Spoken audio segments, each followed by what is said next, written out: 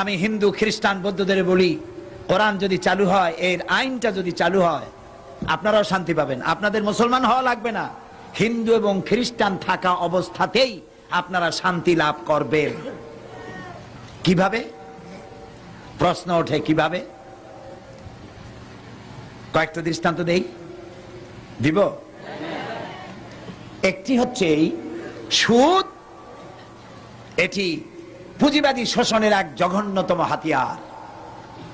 সুদ আর যাকাত দুটির মধ্যে পার্থক্য হলো, যাকাত হলো বড় লোকদের কাছ থেকে নাও, গরিবদের দাও, এটা হলো যাকাত। আর সুদ হলো গরিবদের কাছ থেকে নাও, ধনীদের দাও। দুইটা কি একরকম?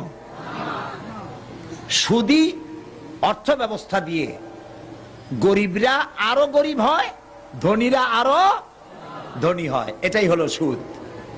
এখন আল্লাহ কি বলছেন? আল্লাহ তাআলা বলছেন, ওয়াহাল্লাল্লাহুল বাইআ ওয়া হাররামা রিবা। আমি ব্যবসাকে করেছি হালাল, সুদকে করেছি হারাম। কে বলতেছেন? আল্লাহ তাআলা। এখন সুদ যদি বন্ধ করে দেওয়া হয়, সমস্ত ব্যাংক থেকে সুদগুলি বন্ধ হয়ে গেল, তাহলে উপকার পাবে শুধু মুসলমানে না হিন্দুরাও পাবে? পাবে কিনা? কিভাবে শোষণ করে সুদ দিয়ে? এই যে বিভিন্ন এনজিও আছেন আমাদের দেশে, ব্যাংকও আছে, এনজিও আছে, তারা সুদি কারবার করে। ব্যাংকে সুদ নয় নেয় 17% থেকে 15% থেকে 17% হচ্ছে ব্যাংকের সুদ, আর এনজিওদের সুদ হচ্ছে 35 থেকে 45% তাদের সুদ। এই যে সুদ তারা নিল, ধরুন একজন গরিব মানুষ, সে হালের বলদ কেনার জন্য অথবা জমিনের সার আর বীজ কেনার জন্য ব্যাংক থেকে লোন নিয়েছে। লোন নিয়ে সে চাষাবাদ করলো, এরপরে দেখা গেল অনাবৃষ্টি অথবা অতিবৃষ্টির কারণে ফসল হলো না, ফসল হয় নাই। লোকটা তো ব্যাংকের কাছে ঋণী, এই ঋণ শোধ করবে কি দিয়া? ব্যাংক বৃষ্টি হয় নাই বলে, ফসল ভালো হয় নাই বলে ব্যাংক কি তার সুদ মাফ করবে? করবে না। তখন গরিব লোকটা কি করবে? তার বইয়ের সোনার শেষ বালা, শেষ চুরি গাছা, মায়ের চুরি গাছা, হালের বলদ জোড়া বিক্রি করে সুদের টাকা পরিশোধ করতে হবে, ঠিক কিনা? তাহলে গরিবের টাকা ব্যাংকে জমা হলো, ব্যাংকে টাকা রাখছিল কারা? কর না কেন? ধনীর টাকায় বরকত হইতে থাকলো, আর গরিব নিঃশেষ হতে হতে আরো নিঃশেষ হয়ে গেল। এখন ওয়াহাল্লাল্লাহুল বাইআ ওয়া হাররামা রিবা, আল্লাহ বলেছেন সুদকে হালাল, হারাম করলাম, ব্যবসাকে করলাম হালাল। এখন সুদ যদি ব্যাংক থেকে বন্ধ হয়ে যায়, সমস্ত ব্যাংক থেকে, তাহলে উপকার হবে শুধু মুসলমানের না উপকার হবে কাফের, হিন্দু, খ্রিস্টান, বৌদ্ধ সকলের উপর? বলেন বলে। এখন এই সুদ কিভাবে বন্ধ করবেন আপনারা? সুদ এর মধ্যে 70টি গুনাহ।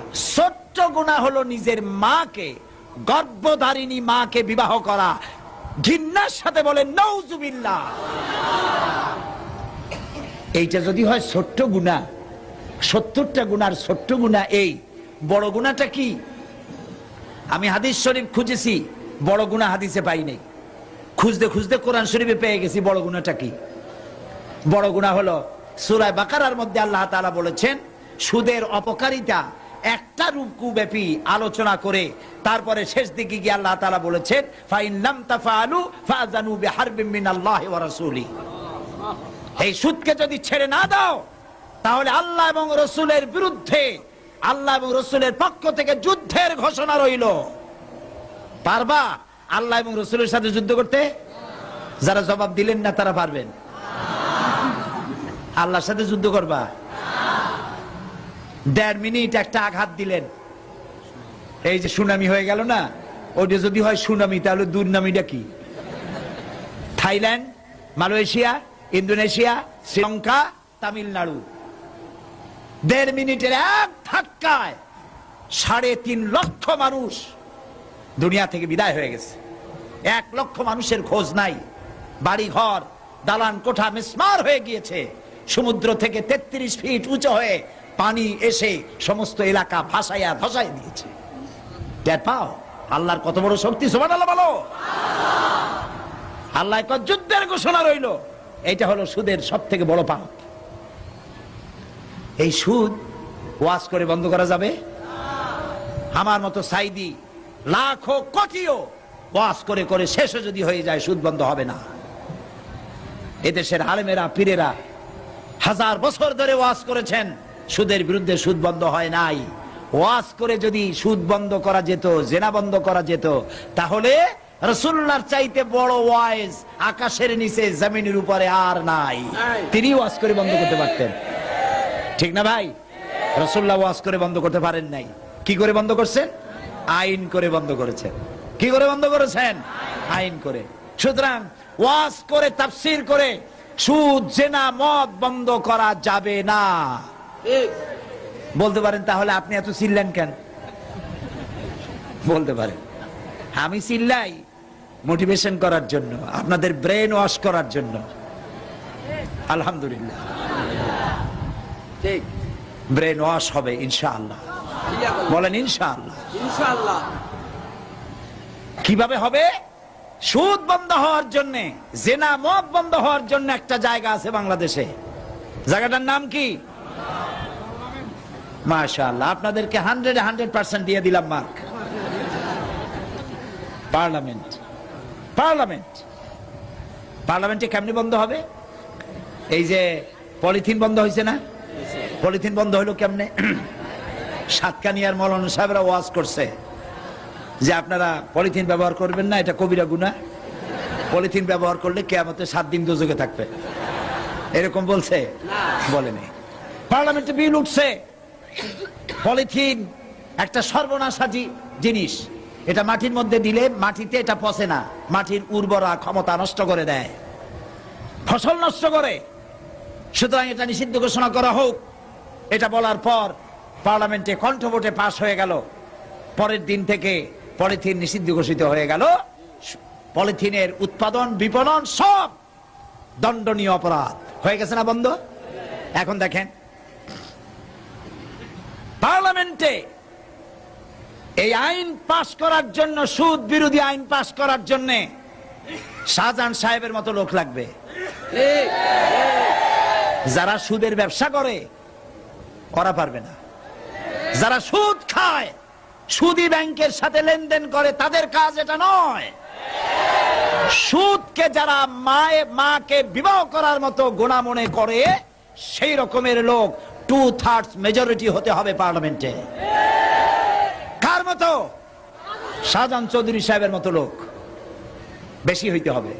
যখন বেশি হয়ে যাবে, শাহজাহান চৌধুরী সাহেব তখন সিংহের মতো গর্জে উঠবেন পার্লামেন্টে। সুদকে আল্লাহ তাআলা হারাম করেছেন, সুতরাং এটি হচ্ছে মায়ের সাথে গর্ভধারিণী মাকে বিবাহ করার মতো গুনাহ। এই গুনাহ থেকে বাংলার 14 কোটি মানুষকে বাঁচাবার জন্য সুদকে আইন করে নিষিদ্ধ ঘোষণা করা হোক। বলার পর স্পিকার সাহেব বললেন, সংসদের সামনে প্রশ্ন হচ্ছে, সুদকে নিষিদ্ধ ঘোষণা করা হোক। এই প্রস্তাবের বিপক্ষে যারা আছেন তারা না বলুন, পক্ষে। বিপক্ষে যারা আছেন তারা কি বলেন? হ্যাঁ বলুন। তো বিপক্ষে যারা আছে, অর্থাৎ সুদ চালু থাকুক, এটা যারা চাইবে তাদের সংখ্যা কম থাকবে, কারণ শাহজাহান সাহেবরা তখন বেশি হবে ইনশাআল্লাহ। বলেন ইনশাআল্লাহ। এরপরে স্পিকার সাহেব বলবেন, প্রস্তাবটির পক্ষে সুদ নিষিদ্ধ ঘোষণা করা হোক। এর পক্ষে যারা আছেন তারা হা বলুন। সঙ্গে সঙ্গে 2/3 মেজরিটি তারা হা বলবেন। স্পিকার বলবেন, হা জয়যুক্ত হয়েছে, হা জয়যুক্ত হয়ে গেছে। পরের দিন থেকে সোনালী, পূবালী, রূপালী, শ্যামলী, চৈতালি সব ব্যাংকের সুদ বন্ধ হবে নাকি হবে না বলুন?